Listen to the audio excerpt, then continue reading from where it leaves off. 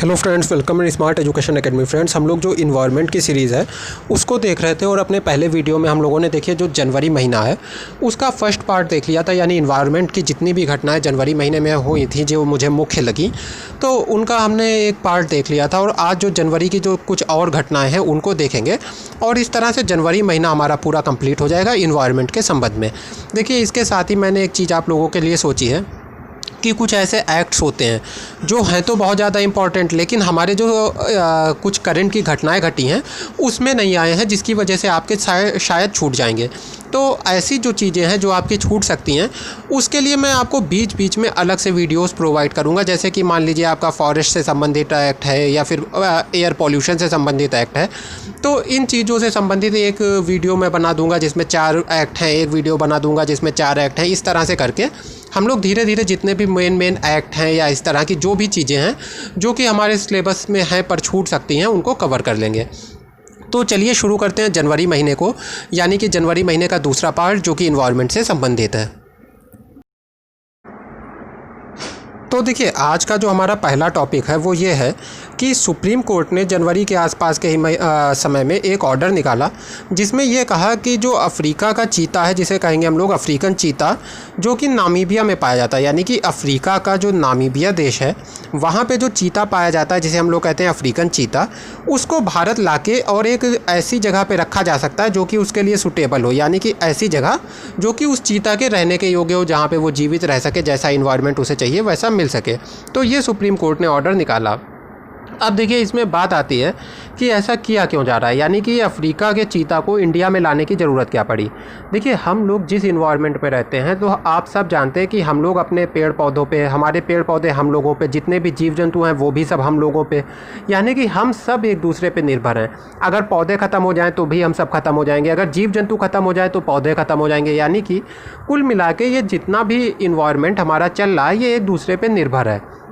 अब ऐसे में क्या होता है कि जैसे ही कोई प्रजाति नष्ट हो जाती है, मान लीजिए चीते की प्रजाति नष्ट हो गई, तो उससे क्या होगा कि उस चीते के ऊपर निर्भर जितनी भी प्रजातियां होंगी, यानी कि वो चीता देखिए क्या करता है। अब जैसे मैं आपको कुछ एग्जांपल्स देता हूँ बहुत ही बेसिक।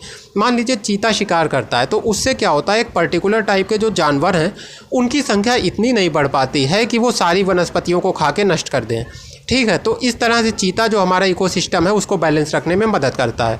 तो ये मैंने एक आपको जनरल एग्जांपल दिया है जो मैंने पहले पढ़ा था। इस तरह से बहुत सारे एग्जांपल होते हैं जिसकी वजह से सभी जीव अपना जो इकोसिस्टम है उसको चलाए रखने में, उसको बनाए रखने में योगदान देते हैं। अब जब कोई जीव नष्ट हो जाता है तो उस जीव के ऊपर जो पूरी की पूरी एक श्रृंखला, या कह लीजिए कि पूरी की पूरी एक जो कह लीजिए कि सीरीज़ टिकी हुई थी, उसको खतरा पैदा हो जाता है। तो इसलिए ये सीरीज़ लगातार चलती रहे, ये ज़रूरी होता है। तो इसी संदर्भ में ये डिसीजंस लिए जाते हैं कि जो प्रजातियां नष्ट हो रही हैं उनको किसी तरह से बचाया जाए, उनका संरक्षण किया जाए। जैसे कि चाहे वो आपके भालू हो, गैंडे हो, कोई भी प्रजाति जो नष्ट हो रही है उनको बचाने के लिए तुरंत सरकारें कदम उठाती हैं। इसीलिए तो इसी मतलब रेफरेंस में ये कदम उठाया जा रहा है कि जो नामीबिया है अफ्रीका का, वहाँ से चीते को लाया जाए।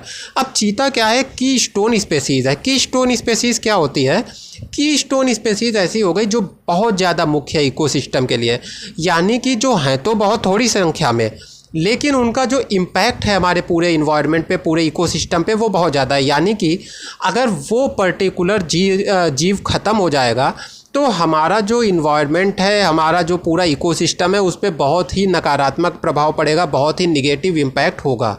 जैसे कि इसी का एक एग्जांपल हो गया चीता। तो ये क्या है, कीस्टोन स्पीसीज़ है, यानी कि extremely high impact on a particular ecosystem relative to its population, यानी कि भले ही इसकी पॉपुलेशन कम है लेकिन इसका जो इम्पैक्ट है इसके इकोसिस्टम पे, जहाँ पे जिस जंगल में ये रहता है वो बहुत ज़्यादा है, यानी कि ये अपने उस इकोसिस्टम के लिए, उस जंगल के लिए बहुत ज़्यादा ज़रूरी है। अब देखिए, 1952 में ये जो चीते हैं ये भारत से समाप्त हो गए थे, यानी कि ऐसा ऑफिशियली डिक्लेयर कर दिया गया था कि ये चीते समाप्त हो गए हैं। अब ये जो चीता होता है इसके बारे में एक बात जान लेते हैं, एक फैक्ट जान लेते हैं कि ये विश्व में सबसे ज़्यादा तेज़ दौड़ने वाला जो स्तनधारी जीव है वो है। आप सब जानते हैं, हम लोगों ने बचपन से पढ़ा, सबसे ज़्यादा तेज़ कौन दौड़ता है, तो आंसर होता था चीता। तो अब देखिए, IUCN की जो लिस्ट होती है जिसमें कि ये जारी की जाती है कि कौन सा वल्नरेबल जीव है, कौन सा इंडेंजर्ड है, कौन सा क्रिटिकली एंडेंजर्ड है, तो उस जो उसकी बुक है IUCN की, उसमें इसका क्या स्टेटस है। तो जो अफ्रीकन चीता है वो वल्नरेबल की श्रेणी में आता है, यानी कि वो एक तरह से कह लीजिए वल्नरेबल है। और जो एशियाटिक चीता है, यानी एशिया में पाया जाने वाला जो चीता है, वो क्रिटिकली एंडेंजर्ड है, यानी कि बहुत ज़्यादा तेज़ी से उसके लुप्त होने की संभावना है, बहुत ज़्यादा खतरे में, क्रिटिकली एंडेंजर्ड है। और पूरे एशिया में ये जो एशियाटिक चीता है ये केवल ईरान में पाया जाता है, यानी कि सिर्फ ईरान में ये चीते पाए जाते हैं। तो ये हो गया आपका अफ्रीकन चीता के बारे में, जिसको सुप्रीम कोर्ट ने भारत में लाने की इजाज़त दे दी है। अब देखिए फिर जो अगला टॉपिक है वो है state energy efficiency preparedness index. तो इंडेक्स क्या होता है? इंडेक्स की हिंदी होती है सूची। यानी कि मान लीजिए आप जितने भी भारत में राज्य हैं, जितने केंद्र शासित प्रदेश हैं, उनकी आप एक लिस्ट बनाएं और ये देखें कि इनमें से कौन ऐसे राज्य हैं जो बिजली को बचाने के लिए, यानी कि बिजली का ऐसा उपयोग करने के लिए कि कम से कम जो एनर्जी है वो नष्ट हो, उसको करने के लिए कदम उठा रहे हैं या उसमें सक्सेस हो रहे हैं। तो इस तरह से आप मान लीजिए एक इंडेक्स बनाते हैं जिसमें आपको पता चलता है कि कुछ राज्य हैं जिन्होंने ऐसे बहुत से कदम उठाए हैं जिसकी वजह से जो बिजली नष्ट हो जाती थी, बिजली ख़राब हो जाती थी, वो बच रही है। बिजली नहीं, सिर्फ केवल एनर्जी यानी कि ऊर्जा, जो ऊर्जा को बचाने के लिए, ऊर्जा की खपत को कम करने के लिए कदम उठा रहे हैं। तो अब आप उनकी एक सूची बनाएं और फिर उसमें बताएं किसने टॉप किया है, कौन सेकंड आया है, कौन थर्ड आया है। तो इस तरह से अगर आप करें तो एक जो इंडेक्स तैयार होगी उसे कहा जाता है state energy efficiency preparedness index, यानी कि एनर्जी को कौन एफिशिएंटली खर्च कर रहा है, इसकी प्रिपेयर्डनेस को देखने वाली इंडेक्स। तो ये 2019 में अभी जारी की गई, पहली बार ये 2018 में आई थी। अब बात आती है कि इसको जारी कौन करता है। तो देखिए जारी करता है इसको हमारा bureau of energy efficiency. Bureau of energy efficiency क्या है आपको पता होना चाहिए। स्टैट्यूटरी बॉडी है, किसके अंतर्गत आती है? मिनिस्ट्री ऑफ पावर के अंतर्गत आती है। जाहिर सी बात है मिनिस्ट्री ऑफ पावर के ही अंतर्गत आएगी। और किस एक्ट के अंतर्गत बनाई गई थी? यहाँ पे वन छूट गया है। एनर्जी कंजर्वेशन एक्ट 2001 के अंतर्गत बनाई गई थी। तो एनर्जी कंजर्वेशन एक्ट 2001 के अंतर्गत बनाई गई body bureau of energy efficiency, जो कि एक स्टैट्यूटरी बॉडी है और मिनिस्ट्री ऑफ पावर के अंतर्गत आती है, वो जारी करती है state energy efficiency preparedness index. 2019 में अभी जारी की गई है, पहली बार जारी की गई थी 2018 में। तो यहाँ तक की बातें हो गई। अब देखिए ये करती क्या है इंडेक्स। ये देखती है कि ऐसे कौन कौन से क्वालिटेटिव, क्वांटिटेटिव या आउटकम बेस इंडिकेटर्स हैं जिनके आधार पे ये देखा जा सके कि कौन कौन से राज्य जो एनर्जी एफिशिएंसी है इसकी दिशा में कदम उठा रहे हैं, अपने प्रोग्राम ला रहे हैं और उसके क्या आउटकम मिल रहे हैं। तो एक बार अगर हिंदी में कहूँ तो ऐसे कौन कौन से मात्रात्मक, गुणात्मक या फिर आउटकम का मतलब होता है कि जो रिज़ल्ट मिल रहा है, जो परिणाम बेस्ड ऐसे कौन इंडिकेटर का यूज़ करती है ये जो रिपोर्ट है, वो मात्रात्मक, गुणात्मक और ऐसे परिणाम के परिणाम आधारित इंडिकेटर्स का यूज़ करती है, जिसके आधार पे ये पता चल सके कि जो राज्य हैं, जो अलग अलग राज्य हैं, वो एनर्जी एफिशिएंसी के लिए, यानी कि एनर्जी को सही रूप से या कम से कम खपत करने के लिए जो कदम उठा रहे हैं, जो प्रोग्राम चला रहे हैं और जो उसके आउटकम मिल रहे हैं वो क्या हैं। तो ये कुछ अलग अलग सेक्टर्स हैं जिनके आधार पे इस निर्णय को लेती है, यानी कि कुछ अलग अलग सेक्टर्स हैं जहाँ पे एनर्जी खर्च होती है। तो उन सेक्टर्स में एनर्जी को बचाने के लिए क्या कदम उठाए जा रहे हैं अलग अलग राज्यों के द्वारा, उसके आधार पे ये सूची बनाती है कि किस राज्य ने सबसे अच्छा कदम उठाया। तो वो सेक्टर्स हैं building, industry, municipalities, transport, agriculture, discoms. तो ये वो सारे सेक्टर्स हो गए। अब देखिए ये जो रिपोर्ट है ये जो राज्य हैं उनको फर्स्ट सेकंड ना कह के एक दूसरे रूप में संबोधित करती है, यानी कि फ्रंट रनर यानी कि जो सबसे आगे दौड़ रहे हैं, जो सबसे अच्छे हैं। उसके बाद अचीवर, उसके बाद कंटेंडर और उसके बाद एस्पिरेंट, यानी कि फेल कोई भी नहीं हो रहा है। जो आखिरी में है वो एस्पिरेंट है, यानी कि वो भी अभी कोशिश कर रहे हैं। ठीक है, तो अब देखिए इस बार किसने टॉप किया है? ऊपर सबसे कौन रहे हैं? हरियाणा, कर्नाटक और केरल सबसे ऊपर रहे हैं स्टेट एनर्जी एफिशिएंसी इंडेक्स में। लेकिन ये भी फ्रंट रनर नहीं है, ऊपर तो सबसे ज़्यादा है लेकिन ये फ्रंट रनर की कैटेगरी में नहीं है, ये राज्य भी अचीवर की कैटेगरी में है। तो ये आपकी हो गई state energy efficiency preparedness index. तो फ्रेंड्स अब हम लोग अपना आज का जो अगला टॉपिक है उस पर मूव करते हैं। तो देखिए अगला टॉपिक है कि India achieved complete phase out of HCFC 141b, one of the most potent ozone depleting chemical after chlorofluorocarbons. तो इसकी हिंदी ये होगी कि देखिए HCFC क्या है। HCFC एक तरह की, मान लीजिए कि तत्व है, एक तरह की गैसेज हैं। तो HCFC को जो है पूरी तरह से भारत ने HCFC का उपयोग करना बंद कर दिया है। तो देखिए HCFC को पहले मैं बता देता हूँ कि इसमें होता क्या क्या है। कार्बन, हाइड्रोजन, क्लोरीन और फ्लोरीन। और भारत ने इसका यूज़ करना बंद क्यों कर दिया है? क्योंकि देखिए जो हम लोग जानते हैं हमारी ओजोन लेयर है, उसको कुछ ऐसे पदार्थ हैं जो नुकसान पहुंचाते हैं। और जब हमारी ओजोन लेयर को नुकसान पहुंचता है तो क्या होता है कि हमारी ओजोन लेयर एक तरह से पृथ्वी के ऊपर छाते की तरह काम करती है। और जो सूरज से आने वाली अल्ट्रावायलेट रेज़ होती हैं, जिनकी वजह से हमारी स्किन में तरह तरह के रोग हो जाते हैं, उन अल्ट्रावायलेट रेज़ को आकाश में ही रोक देती है, यानी अंतरिक्ष में ही रोक देती है, पृथ्वी तक आने नहीं देती है। पर ये जो HCFC हैं, CFCs हैं, यानी कि क्लोरोफ्लोरोकार्बन्स वगैरह हैं, इनसे क्या होता है, ये जो है हमारी ओजोन लेयर को गला देते हैं, या कह लीजिए ओजोन लेयर को पतला करते जाते हैं, जिससे कि ओजोन लेयर जो है अल्ट्रावायलेट रेज़ को या फिर पराबैंगनी किरणों को नहीं रोक पाती है। अब जब वो पराबैंगनी किरणें नहीं रुकेंगी तो कहाँ आएंगी? हमारे शरीर तक आएंगी, तो हम लोगों को वो नुकसान पहुंचाती हैं। तो इसलिए लगातार, क्योंकि हमारी जो ओजोन लेयर है उसमें छेद बनता जा रहा था, उसको रोकना था, तो उसके लिए ये कोशिश लगातार की जा रही थी कि कैसे इसको रोका जाए। तो उसी दिशा में एक कदम भारत ने उठाया है। क्या कदम उठाया है? क्लोरोफ्लोरोकार्बन को तो हम लोग बैन कर ही रहे हैं, इसके साथ ही जो HCFC है इनको भी हम लोग बैन कर रहे हैं, HCFC 141B। तो इसमें क्या होता है, एक बार फिर से मैं आपको रिपीट कर देता हूँ। कार्बन, हाइड्रोजन, क्लोरीन और फ्लोरीन, इससे मिलके बनी है HCFC। आपको इसके लेटर्स में ये सारे वर्ड्स दिख भी रहे होंगे। तो अब देखिए आगे की बात करते हैं। Issuance of import licence for HCFC 141B has been prohibited from January 1 this year.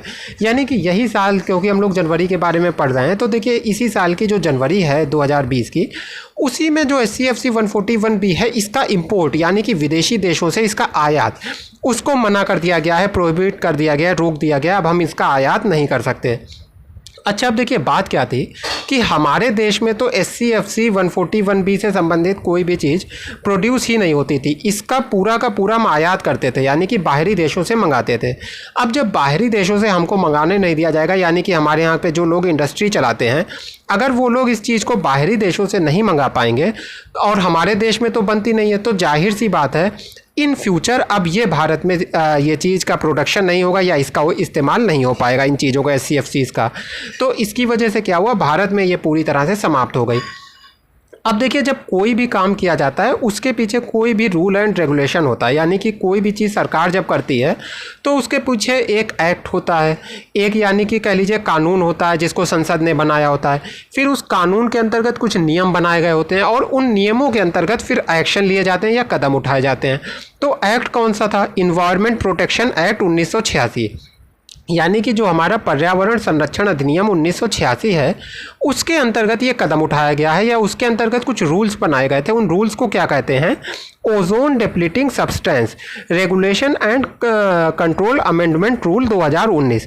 तो ये जो हैं हमारे रूल्स हैं किस एक्ट के अंतर्गत? इन्वायरमेंट प्रोटेक्शन एक्ट 1986 के अंतर्गत ozone depleting substance regulation and control amendment rule 2019 है। और इन रूल्स के अंतर्गत क्या किया गया है? HCFC 141B के इंपोर्ट को बैन किया गया। देखिए आपके माइंड में क्लियरिटी होना ज़रूरी है, जिससे कि जब क्वेश्चन पेपर आपके सामने आए तो आप फटाफट आंसर दे पाएँ। तो अब देखिए ये जो HCFC 141B को बैन किया गया है या पूरी तरह से समाप्त किया गया है भारत में, तो इसमें एक वैश्विक समझौता या कह लीजिए विश्व स्तर का समझौता, वर्ल्ड लेवल का एक कह लीजिए समझौता जुड़ा हुआ है, जिसे कहते हैं मॉन्ट्रियल प्रोटोकॉल।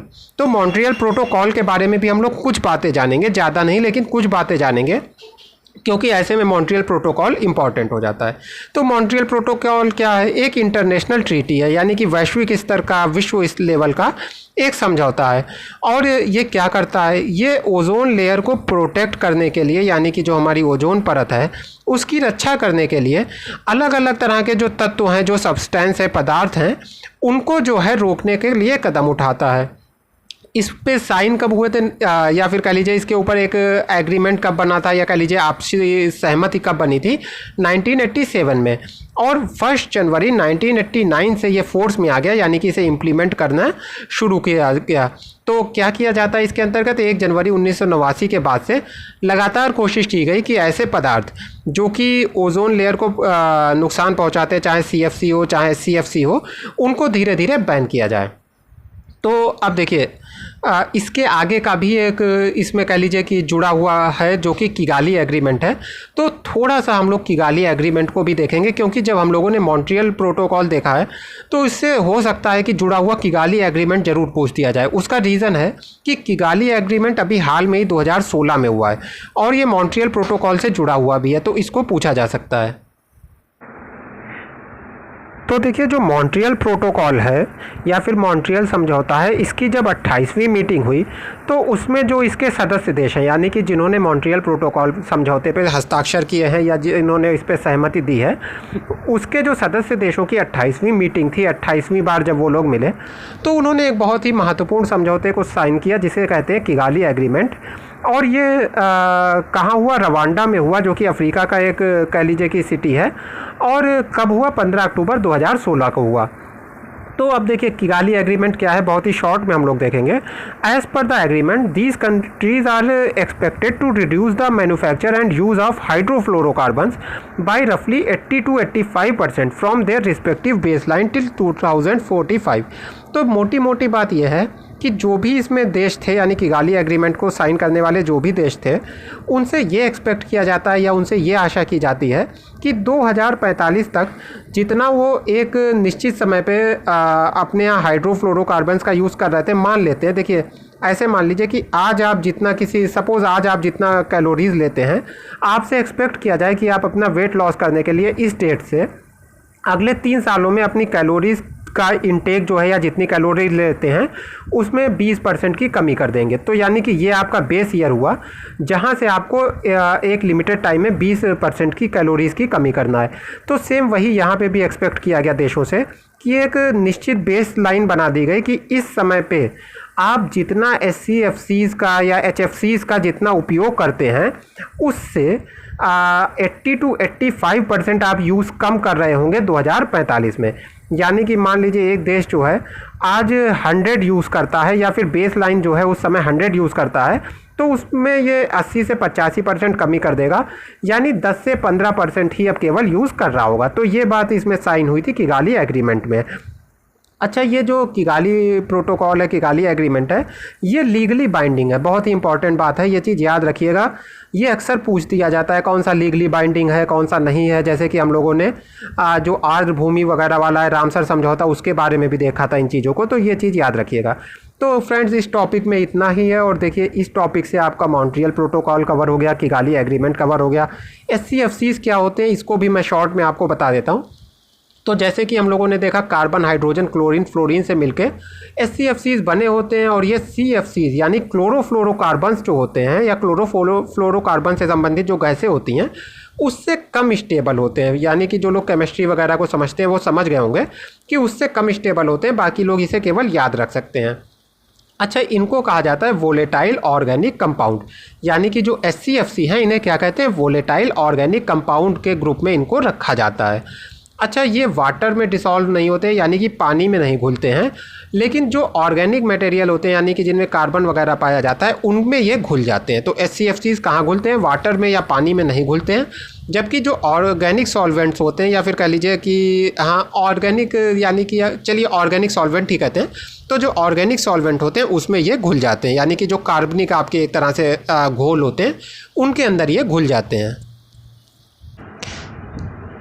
तो फ्रेंड्स, अब हम लोग बात करेंगे ऑस्ट्रेलिया में इस साल जो जंगलों में आग लगी थी उसके बारे में, जिसे कहते हैं ऑस्ट्रेलियन बुश फायर। तो देखिए, ये इसका नाम हो गया ऑस्ट्रेलियन बुश फायर। और इसके लगने की वजह क्या होगी? आग कब लगती है? जाहिर सी बात है कि जब गर्मी ज़्यादा होगी, जंगलों में नमी नहीं होगी, जब आग को लगने के लिए जो जिस तरह का वातावरण चाहिए वो मिल जाएगा, तो जंगलों में आग लग जाएगी। तो इन जनरल जो कॉमन सेंस है उससे तो हम लोग इस टॉपिक को समझते ही हैं, और मैगज़ीन में जाके आप और भी पढ़ सकते हैं। यहाँ पे मैं इससे संबंधित जो आपका जोग्राफिकल फिनोमिना है, यानी कि इससे संबंधित जो भौगोलिक कारण है उसकी केवल मैं आपसे यहाँ पे चर्चा करूँगा, उसे डिस्कस करूँगा, जिसे कि कहते हैं इंडियन ओशियन डाइपोल। तो इंडियन ओशियन क्या है? हमारा हिंद महासागर।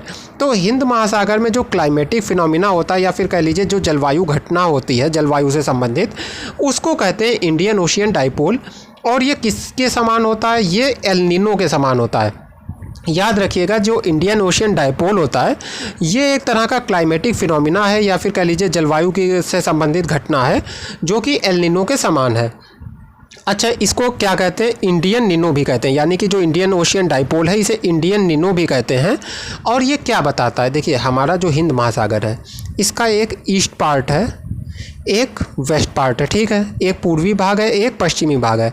तो देखिए, कभी कभी क्या होता है कि पूर्वी भाग ज़्यादा गर्म हो जाता है, यानी कि ये वाला पार्ट कैसा हो जाता है? हॉट हो जाता है। और हमारे समुद्र का ये वाला जो पार्ट है वो बहुत ज़्यादा ठंडा हो जाता है, यानी कि कोल्ड हो जाता है। और कभी कभी इसका रिवर्स भी हो जाता है, यानी कि ये वाला पार्ट जो है बहुत ज़्यादा ठंडा हो जाता है और ये वाला समुद्र का हिस्सा जो है यहाँ पे जो पानी है वो बहुत ज़्यादा गर्म हो जाता है।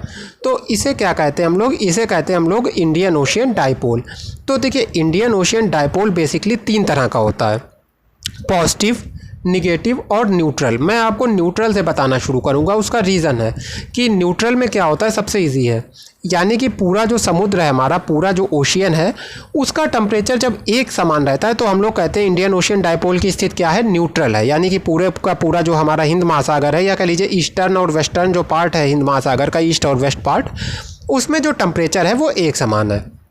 तो temperature in the eastern part of the ocean oscillate between warm and cold. वही जो हम लोगों ने देखा कि कभी जो है एक पार्ट ज़्यादा गर्म होता है और कभी दूसरा वाला पार्ट ज़्यादा गर्म होता है और दूसरा ठंडा हो जाता है। Compared with the western part, cycling through phases refer to as positive, neutral and negative. जो मैंने आपको बताया कि 3 तरह का होता है, पॉजिटिव होता है, न्यूट्रल होता है और निगेटिव होता है। न्यूट्रल मतलब कि पूरे का पूरा जो सी टेम्परेचर है या फिर समुद्र का जो तापमान है वो एक समान रहेगा या फिर एवरेज के पास ही रहेगा, जितना ऑन एवरेज रहता है पूरे समुद्र में एक एवरेज टेम्परेचर रहेगा। अब देखिए, इस साल क्या हुआ? बुश फायर की वजह क्या थी? बुश फायर की वजह थी कि जो इस साल है पॉजिटिव फेज़ वो ज़्यादा प्रभावशाली रहा, यानी कि इंडियन ओशियन डाइपोल का जो पॉजिटिव फेज़ है वो ज़्यादा प्रभावशाली रहा। आप इसको याद रखिएगा, पूछा जा सकता है ये। अब देखिए कितना प्रभावशाली रहा। पिछले 60 सालों में यानी 6 डिकेड्स में ये अभी तक का सबसे ज़्यादा मजबूत पॉजिटिव डाइपोल था, इंडियन ओशियन पॉजिटिव डाइपोल था। तो इसका मतलब क्या हुआ कि warmer sea temperature in the western Indian Ocean region, यानी कि हमारा जो वेस्टर्न, देखिए ईस्टर्न और वेस्टर्न हो गया, तो ईस्टर्न साइड में क्या है? ऑस्ट्रेलिया है और वेस्टर्न साइड में क्या है? अफ्रीका है। तो जो हमारा अफ्रीका वाला पार्ट है यानी कि जो वेस्टर्न साइड है, यहाँ पे क्या हुआ? बहुत ज़्यादा गर्म समुद्र का पानी हो गया। और इधर क्या हुआ? इसका उल्टा हुआ, इधर बहुत ज़्यादा कोल्ड हो गया, यानी कि बहुत ज़्यादा ठंडा समुद्र का पानी हो गया। अब इससे हुआ क्या कि जहाँ पे देखिए गर्म होगा पानी, वहीं पे जाके कह लीजिए कि हमारी जो सारी की सारी हवाएं हैं, जो सारी की सारी नमी है वो इकट्ठी हो जाएगी। तो इसका रिजल्ट हुआ, result of this unusually strong positive dipole. Unusually strong positive dipole का मतलब है कि इतना पॉजिटिव डाइपोल सामान्य रूप से नहीं होता है जितना इस साल हुआ। इसकी वजह से क्या हुआ? This year has been higher than average rainfall and flood in eastern Africa.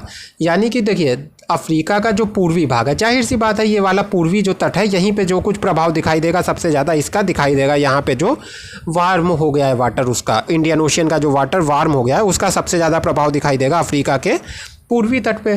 तो जो अफ्रीका का पूर्वी तट है वहाँ पे बहुत ज़्यादा रेनफॉल हुआ, यानी कि ऑन एवरेज जितना पानी बरसता है उससे बहुत ज़्यादा पानी बरसा। और क्या हुआ? बाढ़ आ गई।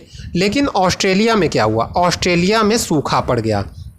तो जो हमारा साउथ ईस्ट एशिया है, ऑस्ट्रेलिया है, यानी कि जो दक्षिण पूर्वी एशिया है, जो ऑस्ट्रेलिया है, उसमें सूखा पड़ गया। अब देखिए दक्षिण पूर्वी एशिया क्यों है, दक्षिण पूर्वी एशिया की बात क्यों आ रही है?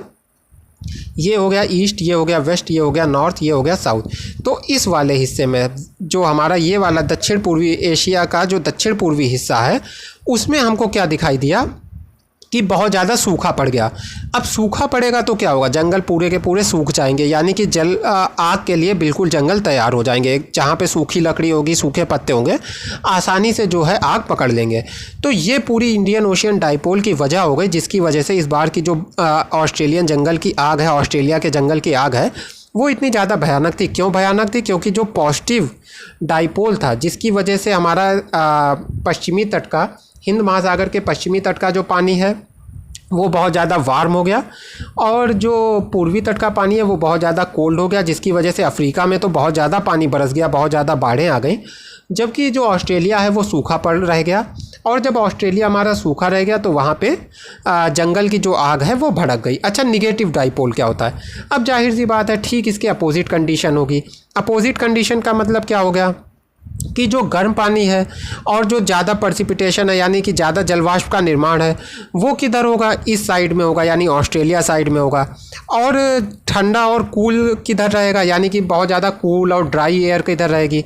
वो रहेगी वेस्ट साइड में, यानी अफ्रीका के तरफ क्या दिखाई देगा? अगर निगेटिव डाइपोल होगा जिस साल, उस साल क्या दिखाई देगा कि अफ्रीका में सूखा पड़ेगा, और ऑस्ट्रेलिया में, दक्षिण पूर्वी एशिया में क्या होगा कि बाढ़ें आएंगी, पानी ज़्यादा बरसेगा। तो इस साल की फ़िलहाल जो घटना हुई वो पॉजिटिव फेज़ की वजह से हुई, यानी कि इंडियन ओशियन डाइपोल के पॉजिटिव फेज़ की वजह से। तो फ्रेंड्स, इस तरह से जनवरी महीने का जितना भी मुझे इम्पॉर्टेंट करंट लगा जो कि इन्वायरमेंट से संबंधित था, मैंने आपको बता दिया है। अब अगर आपके कोई सजेशंस हैं, आप कुछ और टॉपिक्स जानना चाहते हैं, तो प्लीज़ मुझे कमेंट बॉक्स में बताइए, तो मैं उनको भी कवर करने की कोशिश करूँगा।